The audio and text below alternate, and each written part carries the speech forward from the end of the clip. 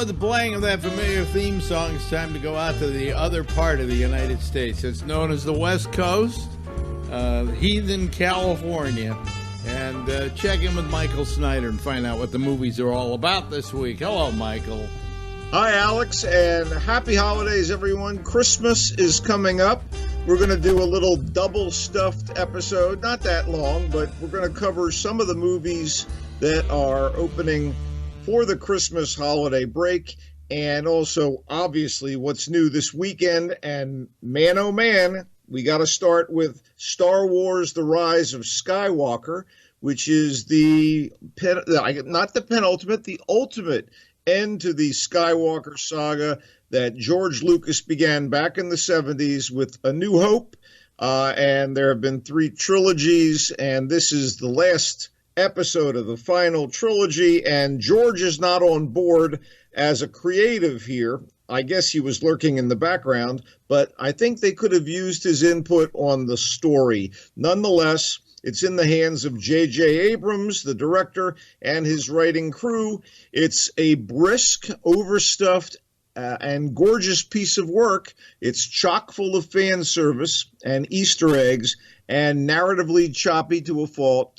That said, it is the wrap-up to the tale of Luke Skywalker and his family before he was born, and, of course, after his departure. No big spoiler here. You had to have seen the previous film, The Last Jedi, and the movie picks up where that one left off, following young Rey, played by Daisy Ridley, who apparently is wielding the Force despite the fact that she doesn't appear to be related to the Skywalkers, who are, of course, fighting for good against the remnants of the evil empire that are now the First Order, and led by Luke Skywalker's nephew, Kylo Ren, born Ben Solo, son of course, Princess Leia and Han Solo. He's played here by Adam Driver, as he was in the previous 2 movies, and these guys have the most to do in this final showdown for control of the galaxy, and they do right by what they're given, considering the issues I have with the movie. As for Oscar Isaac as Ace Pilot Poe and John Boyega as Stormtrooper-turned-Rebel Finn, they're fine, but they sometimes feel like pieces on one of those 3-dimensional chessboards from that other sci-fi franchise that director Abrams has had his hands all over, Star Trek. Anyway, you get the return of Billy D. Williams as Lando Calrissian from the original trilogy. He's welcome, if perfunctory, and there's use of extra footage shot before the death of Star Wars mainstay Carrie Fisher, who is, obviously still here in ghost form, I guess, in real life. But in the movie, she's alive and kicking, the once Princess Leia, now General Leia. And she gets a nice send-off. Despite the clutter, there are moments of genuine emotion in a few spots, especially courtesy of all people, Chewbacca. Joonas Suotamo, who's the new guy playing Chewbacca, the furry Wookiee Han Solo's old pilot partner. And also Ridley has some good moments. Ultimately, though, it's for completists, people who have been watching these movies for years. They're going to want to see the wrap-up. And for all of its flaws, it carried me along for 2.5 hours. I just wish, again, that George Lucas, of all people, had more input. I don't know that he can write dialogue to save his life, but he certainly plotted out some amazing stuff in the earlier episodes that he handled, particularly the first trilogy. Okay, let's move on to something horrifying, okay? Cats. The star-studded movie version of the ridiculously long-running Andrew Lloyd Webber musical about cats. In a word, meouch. I mean, I've never been that interested in seeing this thing on stage, and I'm a cat person. I've only owned cats as a pet owner. But here comes Cats, the wannabe film blockbuster for the holiday season, so I thought I'd give it a chance. Well, there's no litter box big enough to hold all the crap up there on the big screen. Basically, the entire thing is a series of forgettable numbers, other than the now standard ballad Memory, wherein a bunch of actors, singers, dancers in cat costumes, or in this case, motion captured to cover them in computer-generated fur, whiskers, and ears that come off, by the way, as super creepy, playing various types of cats vying to be chosen for the honor of going to what I believe is cat heaven.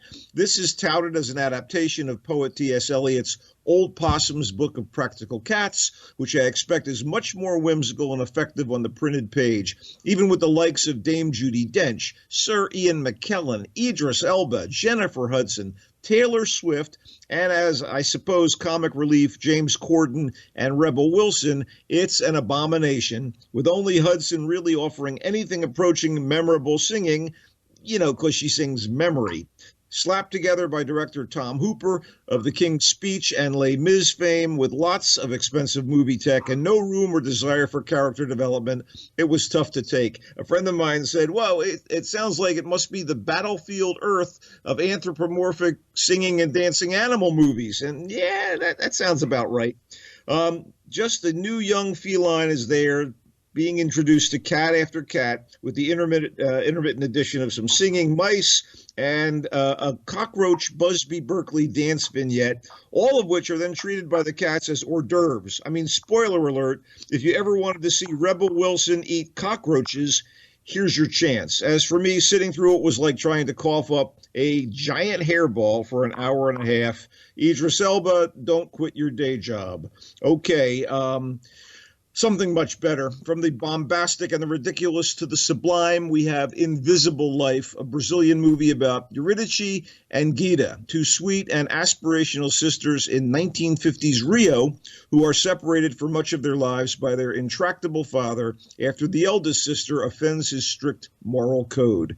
Fate sends the young women down different paths, and the movie follows them in parallel as one desperately tries to find the other, despite obstacle after obstacle. There's visually stunning cinematography recreating the brightly colored Rio of the 50s, and some terrific, sinuous music of the time and place to go along with a compelling story of family, love, and loss. The heart and soul of the movie. Carol Duartz and Julia Stockler as Eurydice and Gita carry this thing along. They're wonderful and heartbreaking. It's directed by Karim Al-Nouz, and it's one of my favorite movies of 2019, even if it just missed my top 13. It's certainly one of my 3 favorite foreign language films of the year. For the record, it's Brazil's Oscar submission for the upcoming Academy Awards, and it deserves serious consideration. Okay, opening next week, around Christmas, we have some blockbusters. Let's start with 1917, a movie I know Alex has also seen and rather liked. Director Sam Mendes, the guy who did American Beauty, Skyfall, and The Revenant, and his crew, and an ensemble of renowned actors have achieved a superbly shot feat of You Are There movie making that relentlessly follows 2 young British soldiers during a perilous, tension-filled mission on the Western Front in World War I. Special kudos to cinematographer Roger Deakins, the guy who did Fargo and No Country for Old Men. This is a guy who thrusts you into the trenches and no man's land with such verity that, again, it's like a You Are There situation. And the cast, headed up by George McKay and Dean Charles Chapman as the 2 soldiers on the mission, and featuring more familiar performers Mark Strong, Andrew Scott, Richard Madden, Colin Firth, and Benedict Cumberbatch, uniformly top grade, all but disappearing into their roles. 1917 is definitely a best movie contender. What did you think, buddy? I think maybe best movie of the decade. This is an amazing motion picture, and I don't think anybody's really done anything like it. It is one complete tracking shot from the beginning of the movie to the end. And the tracking shot is part of the drama of the film, because what happens is you're invested in these people because you're going along, right along with them all the way. It is so tense that my wife said, gee, I just might have a knot in my stomach. And luckily, in the middle of the picture, he puts a scene which you'll probably walk away and say, why is it even there? But it's there because the director was smart enough to know that you needed some relief from the tension.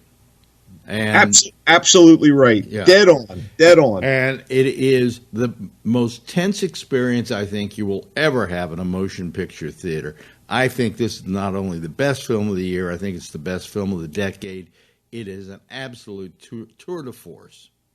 You know what? I'm not going to say best film of the decade, but it is great, and it is a must-see, I think. And also, as anti-war films go, you don't want to be in the middle of a combat zone, and this puts you there. It shows what people go through, and if you don't question or understand the insanity of war after seeing this, I don't know what's wrong with you. Well, the only picture I remember being that tense, believe it or not, was a silent film called the Last Parade, the Long Parade. I'm trying to remember the name of it. It was done in 1923, and there were scenes of in World War II of people, trying to survive it, and it really was a great film. The Big Parade, yeah. Yeah, there we go. Two major endorsements of 1917. And let's quickly wrap up some other movies opening next week. Little Women is director-screenwriter Greta Gerwig's follow-up on her award-winning film Lady Bird. She adapts Louisa May Alcott's novel of four sisters coming of age in America after the Civil War. Saoirse Ronan, Emma Watson, and Florence Pugh are the best known of the actresses playing the four sisters. Timothy Chalamet is their neighbor and sometimes suitor, and as their mom and aunt, Laura Dern and Meryl Streep. Oh man, we're talking firepower here. Ronan is pretty wonderful as serious sister Jo, but Watson and especially Pugh are just as effective and affecting, with all of them startlingly believable as teenagers, and they are, in their 20s for the most part, and easily shifting to young adulthood as the story progresses. Very sweet, very pungent. I had never read the book, nor have I ever seen another version of the film, so I have nothing to compare it to. I just thought Little Women was a wonderful movie, and again, kudos to Greta Gerwig, who's a pretty cool actress on top of everything else. Clemency is a disturbing, thought-provoking drama centering on a prison warden, a fantastic performance by Alfre Woodard. She oversees the execution by injection of condemned men and begins to suffer under the burden, particularly when the guilt of one prisoner on death row is called into question. This was dark, powerful, and sorry for this, beautifully executed. It features Wendell Pierce as the warden's husband, Aldous Hodge as the condemned man who might be innocent, Richard Schiff as that prisoner's lawyer, and even LaMonica Garrett, the monitor on CW's Crisis on Infinite Earths, as a prison employee who's part of the team that oversees the execution. Dare I say, killer performances all around. High marks to Clemency.